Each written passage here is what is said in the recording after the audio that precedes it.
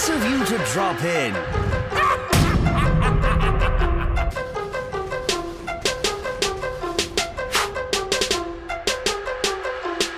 Hello people, I'm the Real Comic Book Gamer, and today I'm going to be talking about one of Superman's darker, lesser-known villain, which is Bloodsport. Now, there have been multiple Bloodsports, but today I'm going to be talking about the Robert Du Bois version. Now, this character first originated in John Byrne's run of Superman. Now, during the 80s, John Byrne, or John Byron, however you want to pronounce his name, he was tasked with rebooting Superman, because you had, like, all these different versions of Superman, and in the 80s, they're like, okay, we're going to reboot him, here you go, do what you want. So, along with this came new characters, new villains, and one of those was Bloodsport. Well, Robert Du Bois as Bloodsport. Now, when he first appeared, it was very dark because the issue opens up with just Jimmy Olsen and Lois Lane's sister, who Jimmy was dating at the time.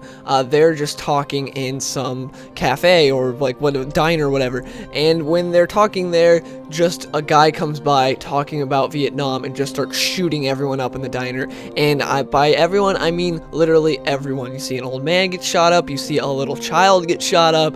It's not a very bright picture there. This is very dark, and this goes to say what I was talking about before, how I said Superman works in dark subject matter. Just don't make Superman himself dark, but he himself can work good in dark stories, just like this one. Like, yeah, that's not exactly light. This is definitely one of Superman's darker villains. He just opens up firing on everyone. There's a priest in there that gets shot. There's a little child that gets shot.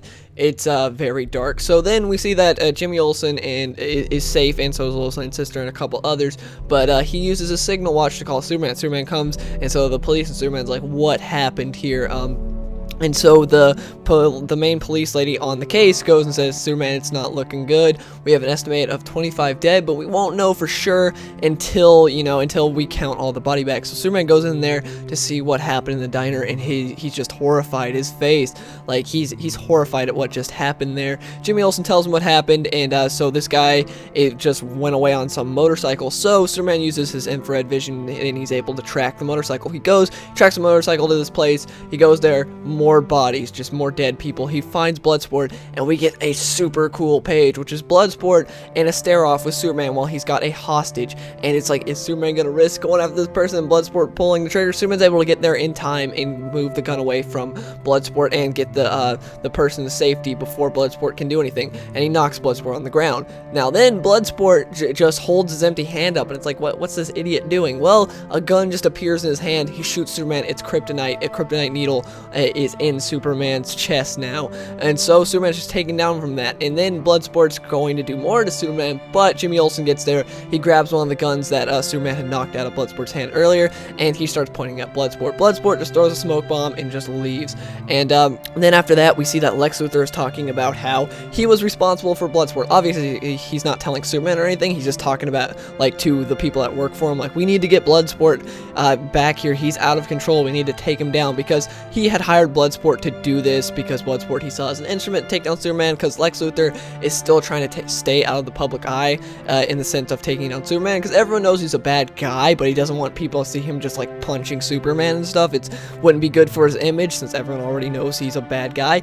So what he does is he sends these robots after Bloodsport to make himself look like a good guy. Like, hey, Lex Luthor's sending these robots to take down this murderer. He's a good guy. And so when he goes to do so, it doesn't end up very well for the robots. Bloodsport takes down the robots. Superman goes after Bloodsport, but he is in a severely weakened state because the doctor talks about how he lost a lot of blood. Superman shouldn't be moving for a while, but Superman doesn't care. He patches himself up.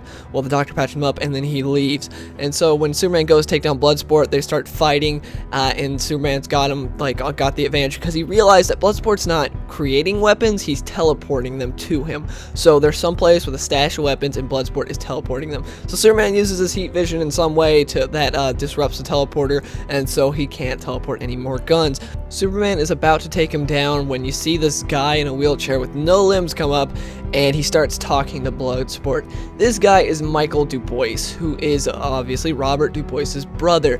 Jimmy Olsen comes out of nowhere and says, yeah, that's Michael Du Bois. That's Robert Du Bois' brother. He's the one who went to Nam, not Robert Du Bois. And then Jimmy Olsen gives you the backstory of what happened. So Jimmy Olsen first, he took that gun that he had held Bloodsport off with. He took it to the FBI, got some fingerprints, found out everything that happened, and then he went and got Michael Du Bois and took him to Bloodsport. And Bloodsport starts crying and Michael's lap. Well, Michael's called Mickey and Robert's called Bobby, so I'm just gonna call him that from now on. Anyways, Jimmy Olsen gives you the backstory of what happened. Bobby Du Bois was a known draft dodger. When he got his induction notice, he took off to Canada because, you know, he got drafted into the Vietnam War, but he took off to Canada. And it wasn't because he didn't believe in the war, it was because he was afraid. He did not want to fight in that war. He was scared to death. He didn't want to fight in the war. So his brother, Mickey Du Bois, took his place and pretended to be him in the war. In the war, Mickey lost all of his limbs. When Bobby found out what happened to his brother, he went crazy and was in and out of psychiatric hospitals all around Canada